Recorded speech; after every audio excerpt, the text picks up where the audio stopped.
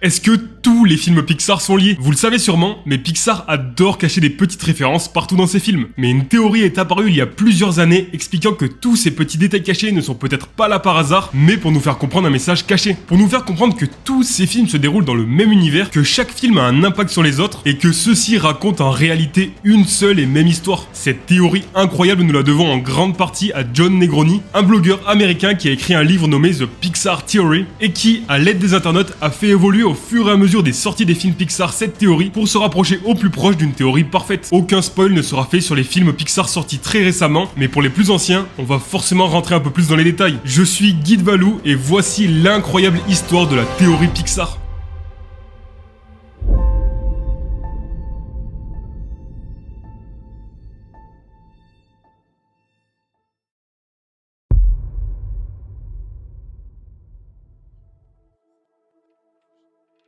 Tout débute il y a 65 millions d'années avec le voyage d'Arlo. Dans ce film, l'univers alternatif de Pixar est créé suite à un événement majeur se produisant dans notre réalité et non dans la leur, la collision d'un astéroïde avec la Terre. En effet, les scientifiques s'accordent pour dire qu'un astéroïde entre 10 et 80 km de diamètre s'est écrasé sur Terre il y a 65 millions d'années et étant la principale cause de l'extinction des dinosaures dans notre réalité. Dans le voyage d'Arlo, Pixar réécrit l'histoire en faisant passer cet astéroïde juste à côté de la Terre, de sorte à ce que l'impact n'ait pas lieu, et c'est ici que commence cet univers parallèle. Dans cet univers où l'astéroïde rate la Terre, les dinosaures ne disparaissent pas et on se retrouve dans un monde où les humains cohabitent avec des dinosaures intelligents, capables de créer des maisons et même de maîtriser l'agriculture. Les dinosaures sont donc devenus l'espèce la plus intelligente sur Terre, alors que les humains, eux, sont arrivés bien plus tardivement. Dès le début, Pixar nous explique donc que laissés à eux-mêmes, les animaux peuvent devenir aussi intelligents que les humains à partir du moment où on laisse le temps à l'intelligence de se développer. D'ailleurs, Pixar met en avant un point important que nous reverrons par la suite, montrant que tous les animaux qui ne sont pas domestiqués tels que les rats, les insectes ou encore les êtres vivants sous l'eau sont capables de développer une intelligence tandis que ceux qui sont domestiqués, comme les poules dans le voyage d'Arlo, semblent être beaucoup moins intelligents. Mais nous reverrons ça par la suite. Par ailleurs, on remarque que dans le voyage d'Arlo, les dinosaures semblent être à bout de souffle et on remarque une sorte de symbole lorsque Arlo confie Spot à une famille d'êtres humains pour l'adopter. Ces humains justement commencent à se développer rapidement avec de la fourrure à la place des feuilles et commencent à se déplacer debout. C'est une sorte de passage de flambeau montrant l'humanité en pleine ascension alors que les dinosaures semblent sur le déclin, montrant ainsi l'importance qu'aura l'humanité sur l'avenir de la Terre. Comme si les dinosaures ne pouvaient pas échapper à leur destin qui était de disparaître. Comme il est expliqué dans Rebelle, on ne peut pas échapper à son destin. D'ailleurs, en parlant de Rebelle,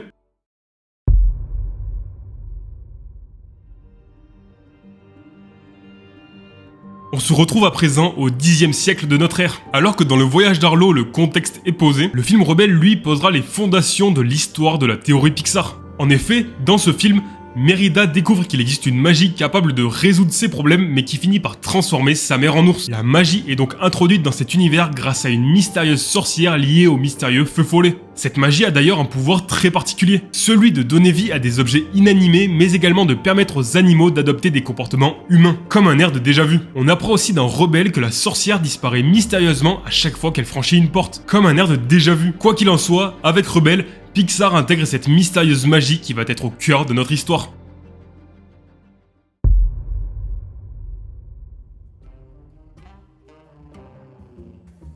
Si l'on récapitule, dans cet univers, on a deux protagonistes majeurs, les animaux et les humains. Mais le troisième et dernier protagoniste majeur va faire son entrée dans l'univers Pixar, l'intelligence artificielle. En effet, dans Les Indestructibles, nous sommes entre les années 50 et les années 60, et la théorie Pixar explique que la magie intégrée dans le film Rebelle a évolué et a permis à certains humains d'obtenir des super-pouvoirs, les super-héros. Mais dans Les Indestructibles, un élément clé va avoir lieu, puisque Bob Pratt va offenser l'un de ses plus grands fans, Buddy, alias Syndrome. Buddy va donc utiliser la technologie pour se venger de Monsieur Indestructible qui ne l'a pas pris au sérieux en créant l'Omnidroid.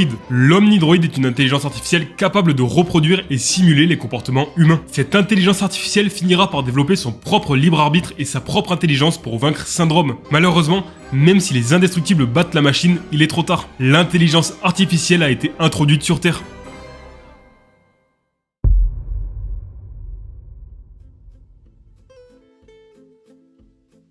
On se retrouve toujours dans la même période en 1969, mais cette fois-ci du côté de l'Italie avec Luca. À la fin du film, Luca et Alberto se voient dévoiler leur secret d'être en réalité des monstres marins. Pourtant, il est assez incroyable de voir les habitants de Porto Rosso accepter très rapidement et facilement cette nouvelle qui semble pourtant assez incroyable. On parle quand même de la découverte de monstres marins qui n'avaient jamais été dévoilés auparavant. Justement, Luca fait en réalité un lien avec les Indestructibles, puisque comme on l'apprend à la fin des Indestructibles 2, les super-héros sont en réalité présents partout autour de la Terre. Ce qui expliquerait pourquoi les habitants de Porto Rosso acceptent aussi rapidement la nouvelle, puisqu'ils ont l'habitude de voir des choses surnaturelles un peu partout autour du globe. Un autre point important de Luca est la propreté de l'eau. Cette propreté contraste pas mal avec d'autres films Pixar comme Le Monde de Dory, où Marin, Nemo et Dory se retrouvent dans une décharge sous-marine. Pixar montre donc l'arrivée de la pollution massive à cause des humains au fur et à mesure des années, comme pour nous préparer à quelque chose. Enfin, le dernier point de Luca est de se concentrer sur les poissons qui semblent totalement stupides, alors que dans Le Monde de Nemo, tous les poissons semblent intelligents. Et bien cela revient à la théorie qu'on a évoquée en début de vidéo sur les poules du voyage d'Arlo, qui explique qu'à partir du moment où les animaux sont domestiqués, ce qui est le cas pour les poissons de Luca, ceux-ci ne développent pas leur intelligence, à l'inverse des êtres vivants comme dans Nemo, qui vivent librement et qui peuvent donc développer leur intelligence. Une question reste quand même en suspens. D'où viennent les monstres marins? Comment sont-ils apparus? Une question à laquelle on répondra plus tard dans la vidéo.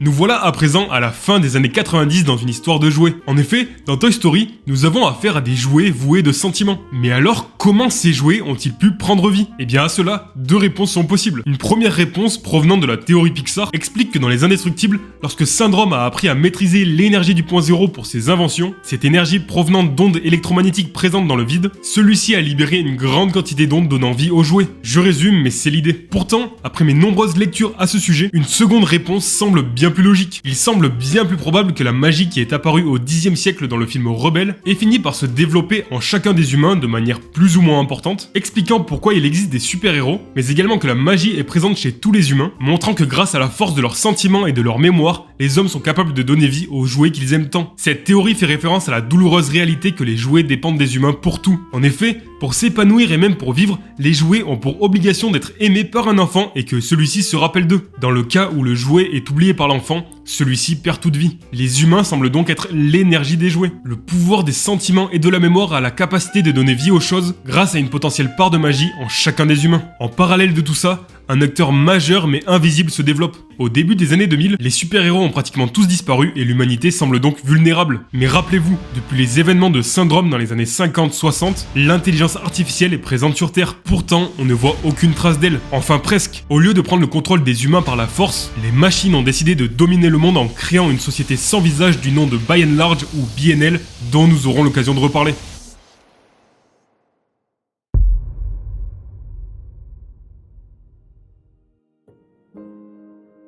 Nous voilà au début des années 2000. En plongeant dans l'univers du monde de Nemo et du monde de Dory, on remarque que les animaux continuent de développer leur intelligence en parallèle de celle des humains. Pourtant, Dory, elle, a des capacités tout à fait uniques que les autres poissons ne possèdent tout simplement pas. Outre le fait que Dory soit touchée par une maladie rare en souffrant d'un trouble de la mémoire immédiate, cette maladie cache en réalité une intelligence supérieure.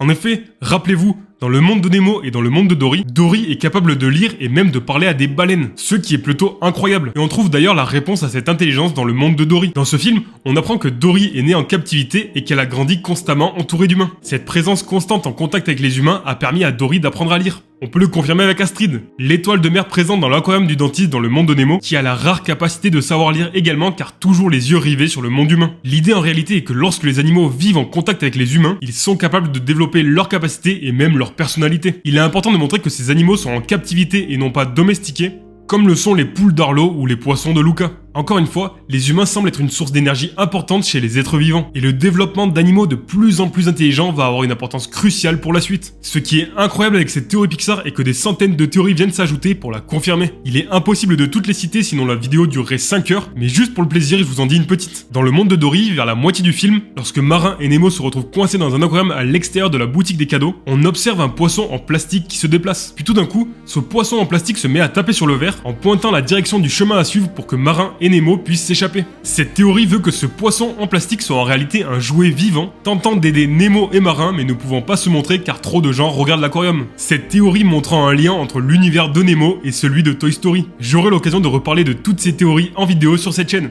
Au final, Comme on a pu le voir, l'humain a à la fois un rôle très important dans le développement de l'intelligence des animaux, mais à la fois catastrophique avec la pollution qu'il engendre, en passant des eaux claires de Luca à la décharge sous-marine dans le monde de Dory. À moins que certains animaux se nourrissent de ces déchets.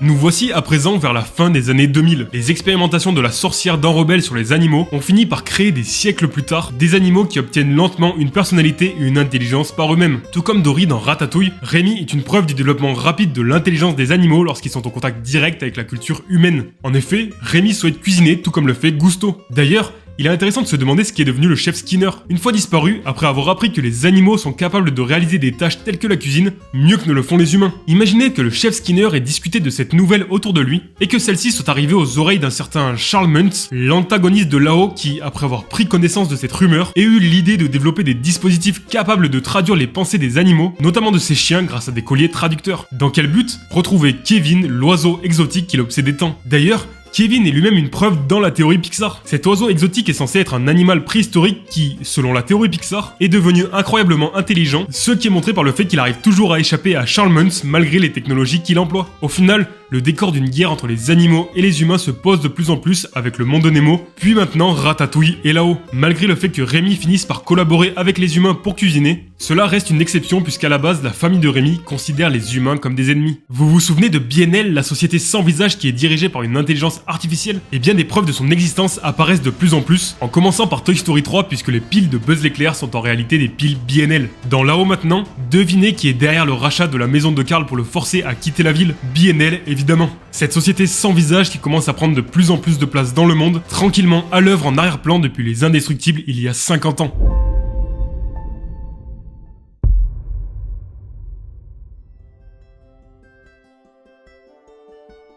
2015 dans l'univers Pixar marque la révélation de cette source d'énergie humaine que l'on cherche depuis les prémices de cette théorie. Cette énergie capable d'alimenter des villes entières avec les cris puis les rires des enfants dans un certain Monstres et compagnie, dont nous allons rapidement évoquer le cas, provient directement de nos émotions. Et c'est ce que Vice Versa nous apprend. En effet, dès le début du film, on comprend que ce sont nos émotions qui alimentent nos actions. D'ailleurs, Vice Versa montre que l'émotion la plus importante chez les enfants est la joie. Ce qui explique pourquoi Bob et Sully dans Monstres et compagnie se rendent compte que les rires sont bien plus puissants en énergie que les cris, mais également pourquoi dans Vice Versa, joie est le personnage le plus important alors que les autres émotions sont bien plus passives. D'ailleurs, Vice Versa nous permet de comprendre pourquoi dans Monstres et compagnie les monstres ne s'attaquent pas aux adultes, puisque dans la tête d'un adulte, les émotions ne se chamaillent pas mais sont bien plus calmes et essayent de trouver une solution commune, montrant qu'il est bien plus difficile de profiter des émotions des adultes. Et là vous vous dites, waouh, Monstres et compagnie et Vice Versa semblent énormément liés. Mais la théorie va encore plus loin. La théorie explique que Bing Bong n'est pas seulement l'ami imaginaire de Riley, mais c'est en réalité le monstre de Riley quand elle avait 3 ans qui vient directement de Monstres et compagnie. Puisque Bob et Sully comprennent qu'il est bien plus efficace de faire rire les enfants, Big Bang est donc un monstre qui franchissait la porte de Riley pour la faire rire, et Riley en a fait son ami imaginaire. Et entre nous, on pourrait clairement imaginer Bing Bong à Monstropolis.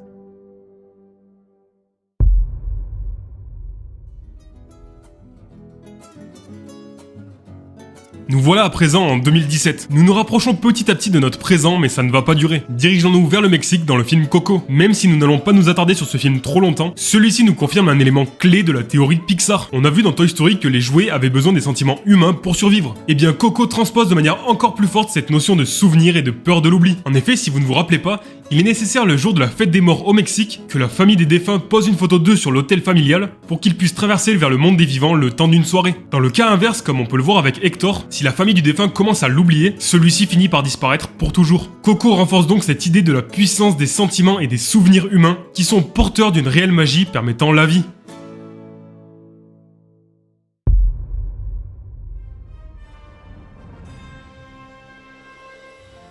En 2057, la BNL a conquis le monde entier et ses gouvernements. On a donc cette société mystérieuse qui, à la fin du 21e siècle, gère à peu près tout sur Terre. Au pouvoir, les machines donc essayent de contrôler les humains en créant une société qui répond à leurs besoins, conduisant à une révolution industrielle qui mène finalement à la pollution. Les machines détruisant à petit feu la Terre, la rendant invivable pour les humains et les animaux. Associé à cela, la surpopulation qui ravage les ressources de la planète. En 2105, l'humanité est évacuée car la Terre est devenue invivable. L'objectif l'objectif de la BNL étant de restaurer la Terre à l'aide des unités Wall-E. Sur le vaisseau Axiom, les humains n'ont aucun but si ce n'est de voir leurs besoins satisfaits par les machines. Les machines ont rendu les humains dépendants d'elles pour tout. Mais alors on peut se demander pourquoi les machines ne se sont-elles pas débarrassées des humains bien plus tôt? Et pourquoi à l'inverse les machines semblent prendre soin des humains? La théorie explique que les humains sont en réalité la source d'énergie des machines, puisque cette théorie met toujours en avant le fait que les humains possèdent un don particulier, donnant des comportements humains aux animaux ou donnant vie à des objets inanimés. Ce qui explique pourquoi, au contraire, les machines prennent bien soin des humains pour être sûr qu'ils soient dépendants d'elles et qu'ils ne se rebellent jamais. Finalement, les humains s'en vont, laissant la Terre inhabitée pendant 700 ans. Mais alors si la plupart des animaux ont disparu et que les humains sont partis, qui reste sur Terre? Les machines et pas simplement les robots.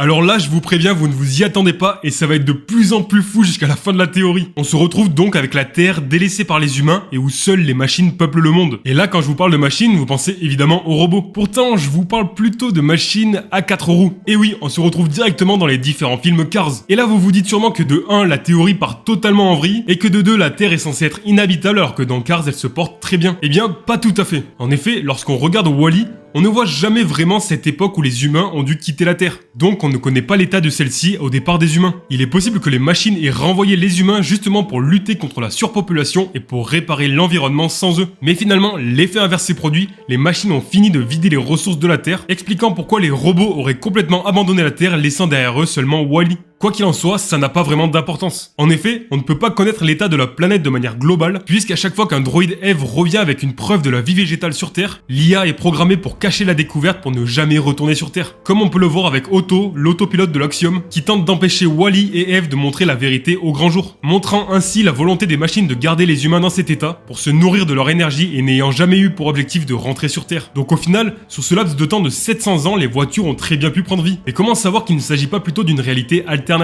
Dans tous les films Cars, on retrouve des endroits que l'on connaît, que ce soit la route 66 dans Cars 1, mais aussi dans Cars 2 quand les voitures partent en Europe et au Japon, montrant clairement que tout se passe sur Terre telle que nous la connaissons. Imaginons que oui, la Terre ressemble en tout point à la nôtre, mais alors comment les voitures peuvent-elles prendre vie? La théorie répond à cette question, car en réalité, les voitures prennent vie de la même manière que les jouets avec l'énergie humaine. Et pourquoi n'ont-elles pas pris vie au moment où les humains étaient là? Eh bien parce que contrairement aux jouets qui sont censés prendre vie grâce à l'imagination et à la personnalité de l'enfant, les voitures, elles, n'ont pas cet objectif et n'ont pas de personnalité préexistante. C'est pourquoi les voitures reflètent en réalité la personnalité et les souvenirs de leurs anciens propriétaires à travers le prisme d'une voiture. Ce qui explique pourquoi les voitures ont des personnalités et des noms similaires aux humains de notre époque. De plus, les voitures s'animent dans la chronologie où elles ont été créées et non pas toutes en même temps. Ce qui explique pourquoi des générations de voitures se succèdent, que les anciennes générations apprennent aux futures générations, et pourquoi leur calendrier et leurs dates correspondent si bien aux nôtres. D'ailleurs, une petite théorie donne une preuve pour montrer que les voitures prennent bien la personnalité de leurs anciens propriétaires. En effet, est-ce que vous vous rappelez de Bruno Motoro, le chef de l'équipe française de Raoul Saroul dans Cars 2? Probablement pas, car c'est un personnage très annexe. Pourtant, on en sait beaucoup sur ce personnage, poursuivant que c'est un personnage qui n'est pas très important. En effet, on sait que Bruno Motoro aime l'accordéon, les promenades romantiques au bord de la Seine, et son film préféré est Le Moteur du Docteur Motoro, faisant référence au réel film L'île du Docteur Moreau, qui parle de création d'hybrides humain-animal, une référence à des monstres marins. De plus, la Seine, au-delà d'être le fleuve français que l'on connaît tous, peut également être assimilée à la pêche à la Seine, qui se rapproche énormément de la pêche pratiquée justement dans Luca, lorsqu'Alberto a failli être pris dans ses filets au début du film.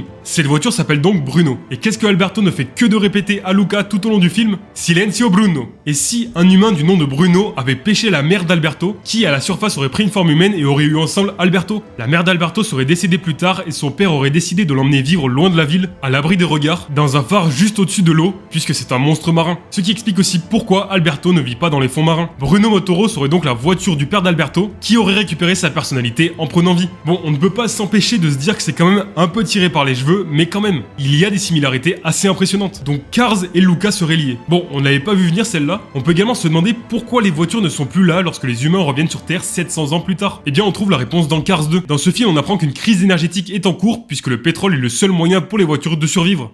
Les voitures peuvent donc survivre avec du carburant seul pendant un certain temps, mais sans les humains il n'y a plus d'énergie, donc comme on le voit dans Cars 2, une crise énergétique apparaît expliquant leur disparition dans le temps. Revenons un peu du côté de Wall-E, les humains ont donc quitté la Terre dans le vaisseau Axiom. Enfin, le film se concentre sur ce vaisseau. Et on peut facilement imaginer qu'il y a plusieurs dizaines voire centaines de vaisseaux similaires à celui-ci pour accueillir peut-être 10 milliards d'êtres humains qui peupleraient la Terre à la fin du 21e siècle. Dans le cas du vaisseau Axiom, tout se passe plutôt bien et la vie suit son cours dans le vide interstellaire. Mais parmi les dizaines voire les centaines de vaisseaux éparpillés aux confins de l'univers, il semblerait que l'un d'entre eux n'ait pas eu cette chance et se soit écrasé sur une planète extraterrestre pleine de magie. Et on se retrouve directement plongé dans le film en avant, qui ne semble avoir aucun lien avec notre théorie puisqu'on se retrouve sur une planète extraterrestre avec de lune et totalement fantastique. Pourtant, comment expliquer que toute la technologie inventée sur cette planète, qui n'est censée avoir aucun lien avec la Terre, est pourtant presque exactement similaire à la technologie que nous avons créée en tant qu'humains sur Terre, mais sur une autre planète? La technologie proviendrait bel et bien de la Terre, puisque l'un des vaisseaux similaires à celui qu'on voit dans Wall-E se serait écrasé sur cette planète. Dit comme ça, encore une fois, ça semble un peu gros quand même. Et pourtant,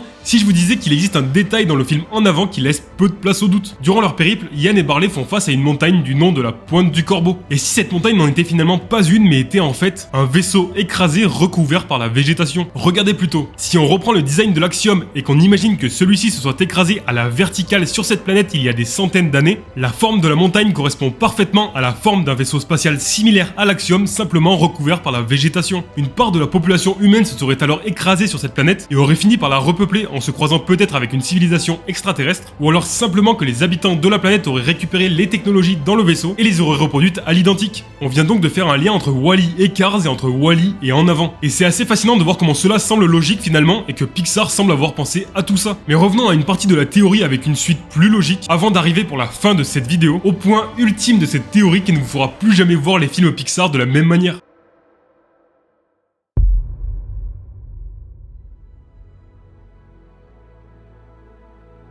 Nous voilà à présent en 2805 avec Wall-E seul sur la Terre accompagné de son ami Cafard. Mais alors pourquoi Wall-E est la seule machine restante? On a vu une première possibilité en montrant que les robots ont peut-être quitté la Terre en pensant que la Terre était condamnée, ou alors qu'il n'avait jamais été question de revenir sur Terre. Et bien au-delà de l'énergie solaire qui est sa source d'énergie principale, Wall-E est fasciné par la culture humaine. Et cette passion et cette amitié avec le Cafard qui lui ont permis de continuer à s'épanouir et à garder sa personnalité. Il se souvient d'une époque où les humains et les machines vivaient en paix, loin de toute pollution. Wall-E est donc spécial, et c'est cette spécificité chez lui qui va le mener à libérer les humains et à reconstruire notre société sur la Terre. Pour la suite, on peut se tourner vers le générique de fin de Wall-E où il est possible d'observer la chaussure qui contient les derniers végétaux se transformer en un arbre puissant et majestueux. Mais avec cet arbre, vous n'avez pas un air de déjà vu?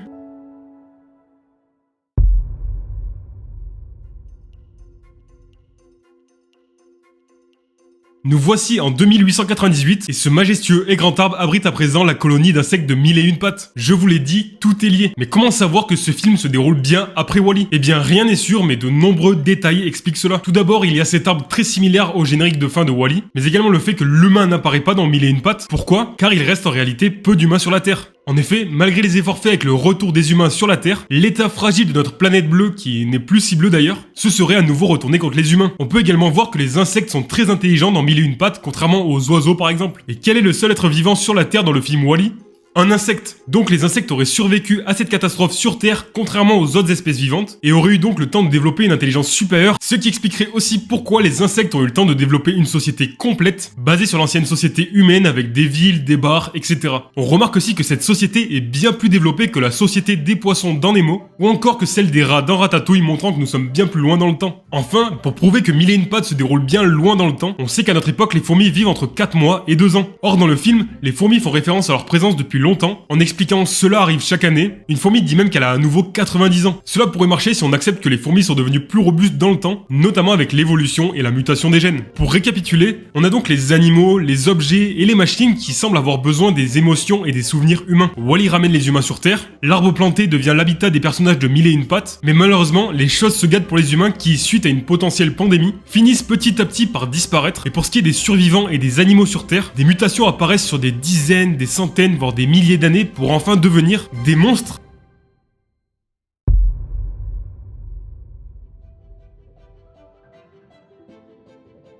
Alors là, accrochez-vous car tout ce qui va suivre est tellement incroyable qu'il est quasiment impossible que vous ayez déjà songé à cette théorie. On se retrouve alors dans une vaste période entre 3100 et 5201 où se déroule l'histoire de Monstres et compagnie. Oui, Monstres et compagnie se situerait entre 1 et 3 millénaires dans le futur par rapport à notre époque. La civilisation de ces monstres se situe sur Terre dans un avenir incroyablement lointain. Laissez-moi vous expliquer tout ça en détail. D'abord, comment les monstres sont apparus sur Terre? Il n'y a pas de réponse figée pour cette question, mais plutôt différentes hypothèses aussi probables les unes que les autres. Les monstres pourraient être en réalité des animaux personnifiés, comme on peut le voir dans Nemo, Ratatouille, etc., mais qui, avec des mutations causées par une Terre malade et irradiée pendant des siècles, auraient fait naître ces monstres. En effet, les monstres ressemblent à des animaux mutés, plus grands et plus civilisés. Mais alors, dans cette hypothèse, qu'est-il arrivé aux humains? Eh bien, il est possible que les animaux et les machines aient oublié qu'ils avaient besoin des humains et s'en sont débarrassés, ne réalisant pas leur erreur avant que tous les humains disparaissent. Une autre possibilité est que les humains n'auraient pas survécu aux radiations de cette Terre malade, ou alors qu'une pandémie aurait éclaté, rayant les humains de la Terre. La deuxième hypothèse explique qu'en réalité, les monstres sont des humains génétiquement modifiés, et la réponse se trouve chez Luca. On sait grâce à Wall-E que les humains ont quitté la Terre à bord de vaisseaux spatiaux, mais cela ne signifie pas que les monstres marins, eux, sont partis. Les monstres marins ont donc pu se réfugier dans les fonds marins et survivre pendant 700 ans. Une fois les humains revenus sur Terre, les monstres marins auraient pu à nouveau sortir de l'eau, reprendre leur forme humaine, et grâce à la théorie du père d'Alberto, on sait que les humains et les monstres marins peuvent avoir des enfants ensemble, et donc potentiellement créer une nouvelle race de monstres qui, au fur et à mesure des siècles, devient la société que l'on voit dans Monstres et compagnie. Certains me diront que dans Monstre Academy, on apprend que l'université des monstres a été fondée en 1313, ce qui montre que Monstres et compagnie suit notre chronologie. Eh bien non, les monstres ont très bien pu réinitialiser la société et commencer à utiliser leur propre calendrier, expliquant ainsi que Monstres et compagnie pourrait se dérouler au minimum 1400 ans après les événements de Mille et une pattes. Quoi qu'il en soit, dans la société de Monstres et compagnie, une crise énergétique apparaît, car les humains tels qu'on les connaît aujourd'hui n'existent tout simplement plus sur cette terre et sont pourtant une source d'énergie importante pour les animaux et pour les machines comme on a pu le voir tout au long de cette vidéo. Après s'être rendu compte que les émotions humaines étaient leur source d'énergie principale, les monstres auraient créé des portes pour voyager vers le monde des humains. Or, depuis le début, on imagine que ces portes mènent vers une dimension parallèle qui correspond au monde des humains. En réalité, les monstres ne voyagent pas à travers différentes dimensions, mais ils voyagent à travers l'espace et le temps. Dans Monstres et compagnie, les monstres voyagent dans le temps pour récolter de l'énergie à une époque où les humains vivaient sur Terre. Lorsque les monstres franchissent les portes, ils entrent dans le monde des humains. Mais le monde des humains est en réalité le leur il y a plusieurs milliers d'années en arrière. Dans Monstres et compagnie, on remarque des instincts anti-humains chez les monstres, qui pensent que le simple fait de toucher un humain affecterait leur monde, comme c'était le cas dans le passé avec une hypothétique pandémie qui aurait décimé la race humaine. Une autre théorie bien plus intéressante explique que les monstres ont créé des portes pour voyager dans le temps, mais ont réalisé que jouer avec le passé pouvait modifier le futur et potentiellement effacer leur existence en changeant l'histoire. C'est pourquoi les dirigeants d'entreprises ont fait croire aux monstres traversant le temps que les humains sont toxiques et viennent d'une autre dimension, rendant très dangereux le fait d'interagir trop longtemps avec eux. Une question reste en suspens depuis le début de la vidéo. On a pu voir que les monstres marins de Luca semblent très importants. Mais alors, comment sont-ils apparus sur Terre? Il s'agit en réalité d'un monstre banni venant de Monstres et compagnie, car on sait qu'au moins un monstre marin a été banni lorsque Bob parle du monstre du Loch Ness qui justement a été banni. Ce monstre se serait retrouvé dans le passé et aurait pu se croiser avec d'autres espèces pour arriver à cette société de monstres aujourd'hui. Les monstres finissent par se rendre compte que le rire des enfants est bien plus efficace que leur cri car il est de nature positive, ce qui fait un lien direct avec ce qu'on a vu dans Vice Versa. Finalement, Monstres et compagnie semble être le film Pixar le plus futuriste puisqu'il décrit un monde où les humains, les animaux et les machines vivent en harmonie. Mais ce qu'on ne connaît pas, c'est l'avenir de Boo. Vous savez, cette petite fille vivant toutes ses aventures avec Bob et Sully. Elle a vu à quoi ressemblait le futur, elle a vu des monstres parler et elle a découvert Monstropolis. En grandissant, Boo a dû se demander pourquoi les animaux de son époque ne sont pas aussi intelligents, mais surtout qu'est-il arrivé à son ami Sully? Obsédé par toutes ces questions, Boo aurait pu se souvenir que les portes sont la clé qui lui permettrait de retrouver son ami Sully. Et si Boo était finalement...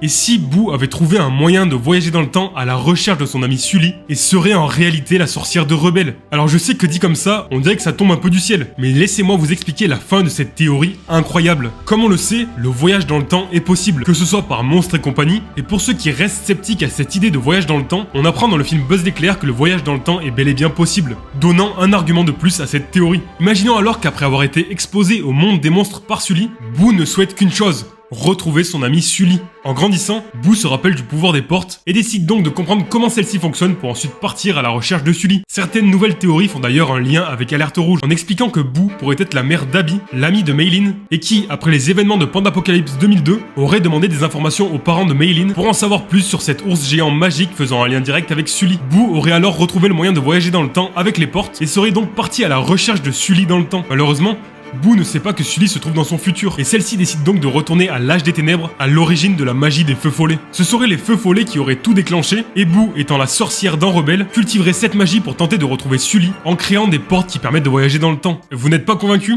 Qu'utilise la sorcière pour disparaître dans Rebelle? Des portes, car celles-ci sont en réalité fabriquées de la même manière que dans Monstres et compagnie. Elles transportent à travers l'espace et le temps. Toujours pas convaincu? Et si je vous dis que cette sorcière possède une sculpture en bois du camion Pizza Planet, cela n'a aucun sens, à moins qu'elle en ait vu en voyageant dans le temps. Enfin, et là c'est clairement la preuve de toute cette théorie, comment expliquer que dans l'atelier de la sorcière, on retrouve un dessin de Sully? Obsédé par Sully, Boo voyagerait à travers l'espace et le temps dans l'univers Pixar à l'aide des portes pour retrouver son ami. Une théorie explique même que tous les easter eggs présents dans les films Pixar seraient en réalité déposés par Boo, intentionnellement ou non, lorsque celle-ci voyagerait à travers les époques. Alors Boo a-t-elle retrouvé Sully? On ne sait pas vraiment. Peut-être qu'en réalité, Boo est retournée dans un passé aussi lointain pour être sûre que l'avenir se produira toujours, pour s'assurer qu'enfant elle rencontrera Sully, pour que plus grande elle apprenne à voyager dans le temps, pour créer une boucle infinie où Sully ne connaît jamais de mort définitive. Pourquoi? Car tous les films Pixar montrent l'importance de regarder le passé comme un guide pour le futur, et que ceux qui ne sont pas oubliés ne sont pas vraiment partis. Dans Toy Story, la plus grande peur des jouets est d'être oublié. Dans le monde de Nemo, la quête de marin est de retrouver Nemo, mais également de se souvenir de sa femme. Dory nous montre la tragédie d'oublier en permanence ses souvenirs. Ou encore dans là-haut, puisque Carl fait tout pour empêcher que la mémoire d'Ellie disparaisse. Les souvenirs sont au cœur de tous les Pixar, et c'est pourquoi Boo crée cette boucle infinie, en retournant dans le passé avec des souvenirs du futur, pour que Sully ne soit jamais oublié.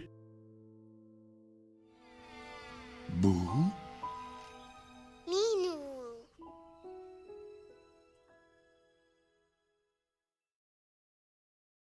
Alors, est-ce que vous aussi, cette théorie vous a retourné le cerveau? Personnellement, quand je l'ai découverte, j'ai trouvé ça incroyable et en même temps tellement probable. En plus de la lecture du film en tant qu'enfant, puis en tant qu'adulte, aujourd'hui on peut regarder les films Pixar à travers le prisme de cette théorie, ajoutant encore plus de profondeur au film. N'hésitez pas à me dire ce que vous avez pensé de cette théorie en commentaire et à apporter vos arguments, ça me ferait trop plaisir de pouvoir débattre avec vous en commentaire. Évidemment, je n'ai pas pu développer en détail l'ensemble de cette théorie, car chaque argument est accompagné de sous-arguments pour confirmer la probabilité de ces hypothèses. Ce qui explique aussi pourquoi, durant la vidéo, certains arguments semblaient un peu tomber du ciel. Mais justement, je vous laisse des liens en description si vous voulez approfondir les recherches de votre côté. J'ai également assez peu abordé les nouveaux films comme Saul, qui dans la temporalité de cette théorie semble être présent dès les origines de cet univers, puisqu'il s'agit du monde des âmes, ou encore Élémentaire qui est sorti très récemment et qui n'a pas encore été intégré à cette théorie. Et si vous aimez l'univers Disney et Pixar, n'oubliez pas de vous abonner à ma chaîne pour découvrir très prochainement de nouvelles histoires dans le même genre, mais également des vlogs, des astuces, des conseils, des secrets et les actualités de Disneyland Paris. C'était Guy de Valou,